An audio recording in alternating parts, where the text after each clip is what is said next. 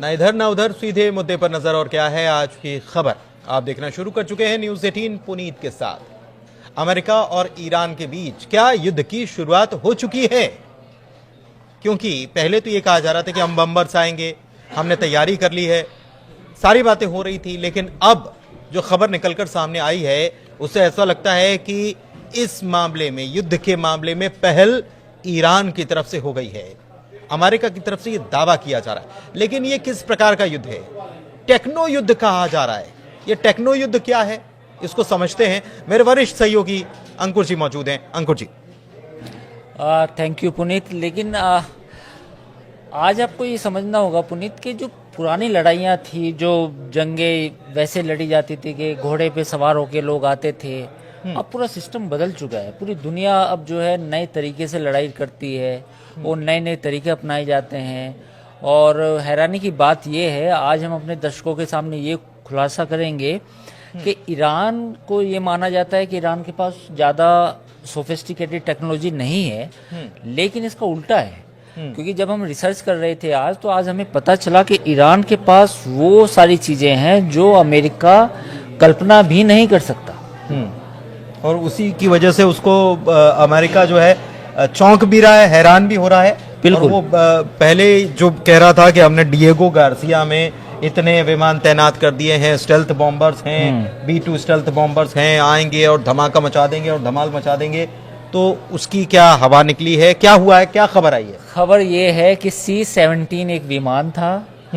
उस विमान का ईरान ने उसका GPS जो सिस्टम था वो हाईजैक कर लिया। एक तरह से कहें कि बिल्कुल उसने काम करना बंद कर दिया। और जैसे ही अमेरिकन कमांड सेंटर को ये खबर मिली कि उसके one of the C-17 plane को के GPS को जाम किया गया है, और वो भी ईरान की तरफ से, तो वो हैरान रह गए। उनको लगा कि ईरान भी ऐसा कर सकता है क्या? क्योंकि अगर ईरान के पास ये टेक्नोलॉजी मौजूद है, तो जो स्टील्थ फाइटर हैं, जो B-2 बॉम्बर हैं अमेरिका के, या F-35 है, जिनको लेके अमेरिका इतना मुतमईन है कि वे बहुत शानदार एयरक्राफ्ट हैं, दुनिया के फाइटर प्लेन हैं, तो उनका GPS सिस्टम भी हैक कर सकता है। तो ईरान ने बेसिकली जो फारस की खाड़ी है वहाँ, प्लस जो अपना परमाणु संयंत्र हैं, जो वहाँ पे एटॉमिक रिएक्टर्स हैं, उनके आसपास GPS ट्रैकर मशीनें लगाई हैं, जो एक बेसिकली पूरा सिस्टम होता है जो विदेशी विमान के GPS को डिटेक्ट करता है, साथ ही उन विमानों के GPS को हैक कर लेता है, या कंफ्यूज कर देगा, जैम कर देगा बेसिकली, मतलब काम नहीं करेगा। ये टेक्नोलॉजी आई कहाँ से? क्या ईरान ने खुद ने इसको डेवलप किया है, किसी मित्र देश ने इसको साथ में दिया है, या किसी के साथ मिलकर इन्होंने काम किया है? क्या टेक्नोलॉजी है ये, थोड़ा सा इसके बारे में समझना चाहिए। बेसिकली जो इनिशियल रिपोर्ट्स हैं उनके हिसाब से कि ये खुद उन्होंने डेवलप किए हैं। और अभी तक तो GPS की बात हो रही है कि GPS सिस्टम उन्होंने ऐसा डेवलप कर लिया। एक मैं आपको इंसिडेंट बताऊंगा कि जो ईरान ने क्लेम किया था और जो काफ़ी मतलब चर्चा में भी आया था। ये बात है दिसंबर 2011 की। दिसंबर 2011 में यूएस का एक US RQ-170 ड्रोन, ये बेसिकली ड्रोन का नाम है, US RQ-170। ये ड्रोन ईरान की जो एयर स्पेस है उसमें आता है। उसमें आने के बाद जो ईरान का जो अपना सिस्टम है, उसके हिसाब से वो उसको पहले गलत GPS सिग्नल फीड करना शुरू करता है, क्योंकि वो ईरान की टेरिटरी में है। तो ईरान का जो पूरा सिस्टम है वो उसको गलत GPS देता है, और वो GPS को वो डिटेक्ट कर लेता है अमेरिका का ड्रोन, और फिर ईरान उसको अपनी धरती पर उतार लेता है। हाँ।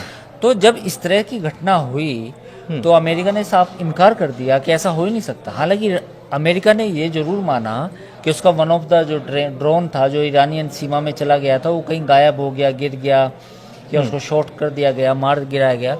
लेकिन अमेरिका ने ये स्वीकार नहीं किया कि उसके ईरान ने अपने GPS सिस्टम के थ्रू उस ड्रोन को अपनी सीमा में उतार लिया।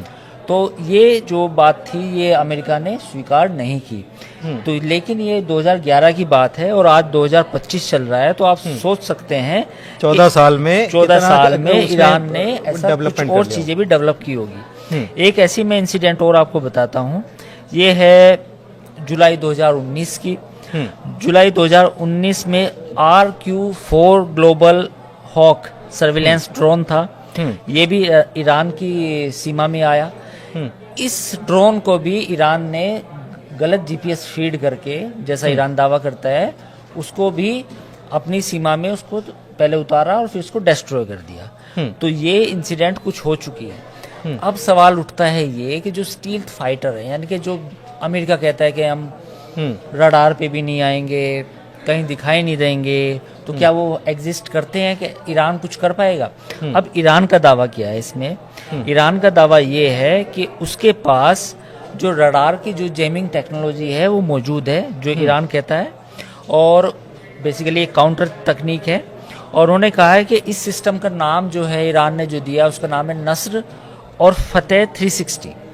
बेसिकली ये ऐसे इक्विपमेंट है, ऐसे कंपोनेंट हैं कि जो स्टील्थ फाइटर का रडार सिस्टम होता है। एक रडार सिस्टम जो B2 पे होगा और जो F-35 पे होगा, उसको ये जैम कर देते हैं रिवर्स इंजीनियरिंग के थ्रू। हाँ, तो अब जैसे F-35 विमान ईरान की सीमा में आया तो उसे जैम कर देंगे उसके रडार सिस्टम को, तो वो डिटेक्ट नहीं कर पाएगा कि एग्जैक्ट लोकेशन कहाँ है, मतलब उसको कहाँ बम कहाँ मारना है। उसको अगर ये बता के भेजा गया है कि आपको फलानी जगह बम मारना है, उसके हिसाब से जीपीएस में कहीं और दिख रहा है, तो वहां वो उसको चेंज करके, और सामान्य भाषा में मैं समझना चाह रहा हूँ दर्शक को, तो उसको चेंज करके कहीं और गिराया जा सकता है, कहीं और गिराया जा सकता है, या उसकी मतलब एक तरह दिशा भंग हो जाएगी, क्योंकि उसका अपना रडार सिस्टम काम करेगा जो फाइटर प्लेन का, वो तो ये भी हो सकता है कि वो ऐसे अमेरिकी अड्डों की तरफ ही उसको लोकेट कर दिया जाए।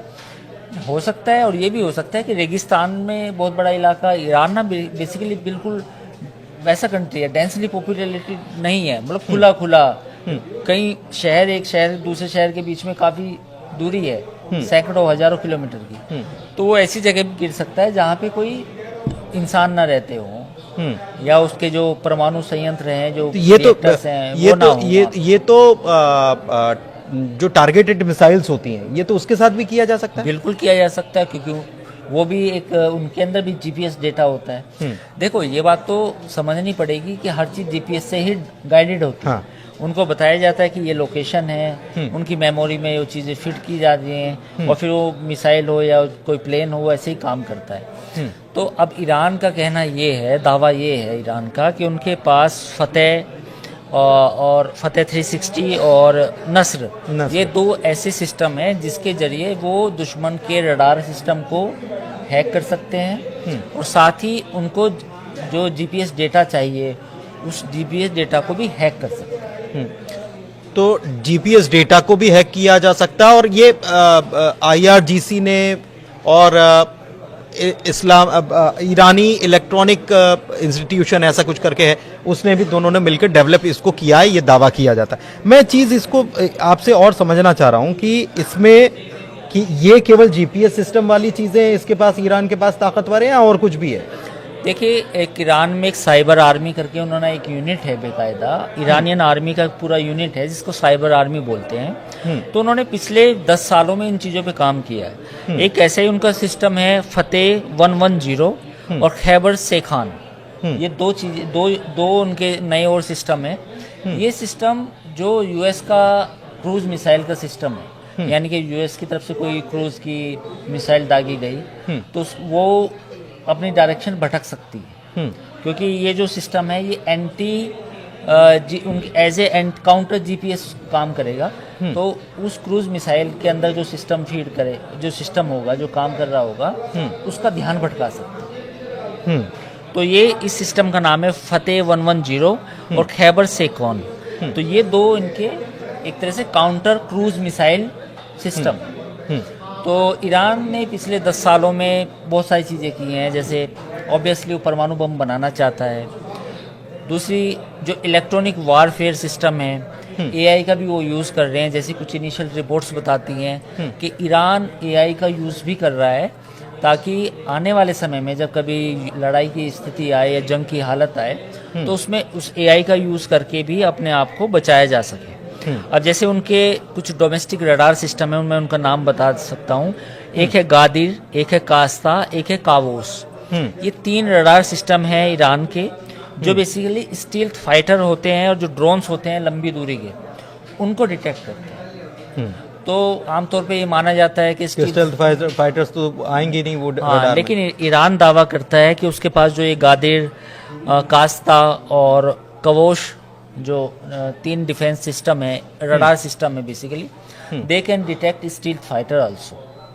ये it's as it is claim by the Iran. हाँ, तो आपने समझा कि ईरान ने बहुत कुछ कर लिया है, लेकिन शायद वो दुनिया के सामने हम ये कहें कि आ नहीं पाया या आने नहीं दिया गया, और अमेरिका इस भ्रम में खुद भी है और दुनिया को भी रखना चाहता है कि वो सुपर पावर है, और बाकी उससे टक्कर लेने वाले जो हैं वो मतलब पानी कम चाहें।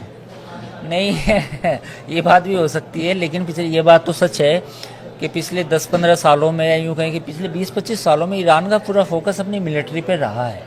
ईरान ने अपना देखिए न्यूक्लियर पावर का जो प्लांट्स हैं 2-3 बनाए, 3 प्लांट्स हैं उनके पास, वो बनाए। पिछले कुछ दिनों में उन्होंने जिस तरीके से, जैसा हमने अभी बात की, इलेक्ट्रॉनिक सर्विलेंस पे काम किया, रडार सिस्टम पे काम किया, और उसके पास S-400 की बात भी हो रही थी कि ईरान के पास S-400 भी है। हालांकि वो उतनी मात्रा में नहीं है जो उसने रशिया से परचेज किए हैं जितने होने चाहिए। तो अमेरिका के पास थार्ड है या इजराइल के पास थार्ड है, तो इनके पास S-400 है, जो बेसिकली जो दुश्मन की जो मिसाइलों को बीच में ही नष्ट कर सकता है। तो ऐसा नहीं है, ईरान ने पिछले 20-25 सालों में अपनी जो मिलिट्री है उस पर काफ़ी इन्वेस्टमेंट किया है, और या यूँ कहें कि जो तेल से जो इनकम हुई थी ईरान को, उसका काफ़ी अच्छा उसमें हिस्सा मिलिट्री पे खर्च किया है। तो जब आप किसी भी चीज़ पे खर्च करते हैं, जाहिर है उसके रिजल्ट आएंगे। तो उसके रिजल्ट ये है कि ईरान की जो आर्मी है और जो रेवोल्यूशनरी गार्ड है, कुछ कुछ सेक्टर्स में उन्होंने काफ़ी अच्छा किया है, मतलब they are up to the international level. तो अगर कल जंग की हालत होती है या मतलब अमेरिका के साथ किस तरह की लड़ाई होती है, तो ईरान के पास अपने आप को डिफेंड करने के लिए चीज़ें मौजूद होंगी। एक चीज़ और बताएं कि फारस की खाड़ी जहां पर ये तैनाती की गई है और ये जीपीएस को ट्रैक करना या उसमें बदलाव करना जो है, वो होर्मुज़ आइलैंड की बात जहां तक बात होती है, तो वहां से 20% तेल सप्लाई होता है। तो इससे आप समझ सकते हैं कि कितना महत्वपूर्ण इलाका है।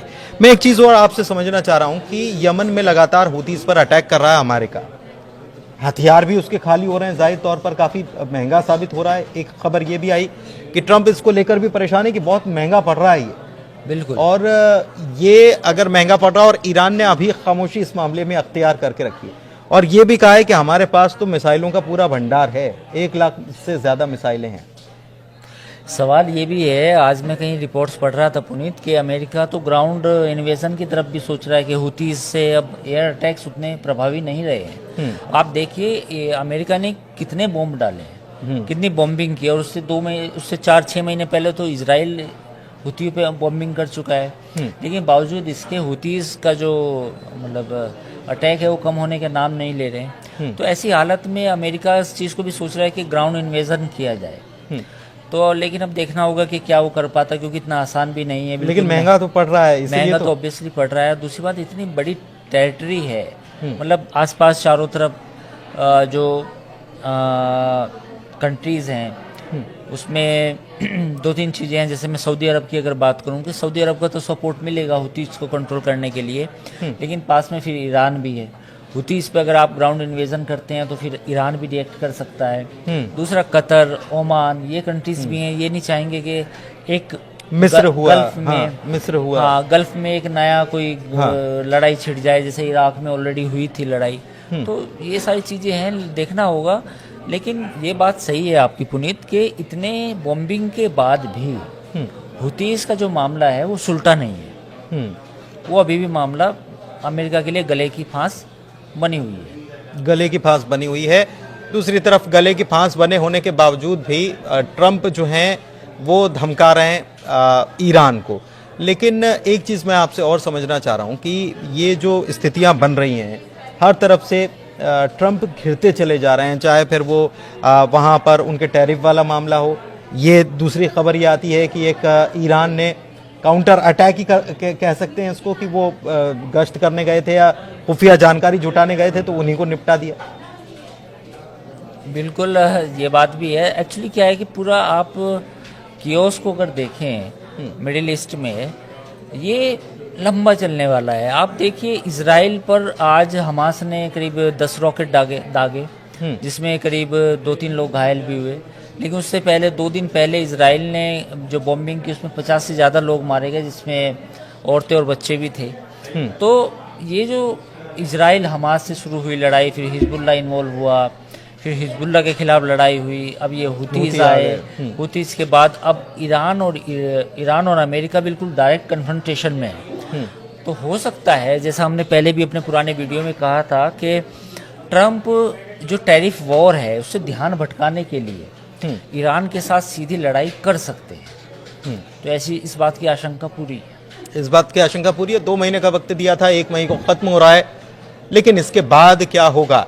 क्योंकि ईरान ने अपनी ताकत दिखा दी है और अमेरिका को बता दिया है कि अभी ये तो केवल ट्रेलर है और बहुत सारी चीजें जो हैं सामने आनी बाकी हैं। और इसीलिए बार बार खामनेई जो हैं वो ये कह चुके हैं कि हम ऐसे लोगों की बातों में नहीं आने वाले जो बात से मुकर जाते हैं, या ऐसे लोगों से हम बातचीत करने के मूड में कतई नहीं हैं। फिलहाल इस वीडियो में इतना ही। चर्चा को यहीं करते हैं समाप्त। वीडियो कैसा लगा, जानकारी कैसी लगी, जरूर आप कमेंट के जरिए हमें बताएं और इस चैनल को लाइक कीजिए, हमारे वीडियो को भी शेयर कीजिए। धन्यवाद।